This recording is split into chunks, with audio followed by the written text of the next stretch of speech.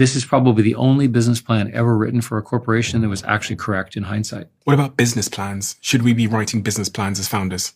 Google wrote a business plan. It was run by a fellow named Salar. And I saw it years later, and it was actually correct. And I told Salar that this is probably the only business plan ever written for a corporation that was actually correct in hindsight. So what I prefer to do, and this is how I teach it at Stanford, is try to figure out what the world looks like in 5 years, and then try to figure out what you're going to do in 1 year, and then do it, right? So if you can basically say, this is the direction, these are the things we're going to achieve within 1 year, and then run against that as hard goals, not simple goals, but hard goals, then you'll get there. And the general rule, at least in a consumer business, is if you can get an audience of 10 or 100 million people, you can make lots of money, right? So if you give me any business that has no revenue and 100 million people, I can find a way to monetize that with advertising and sponsorships and donations and so forth and so on. Focus on getting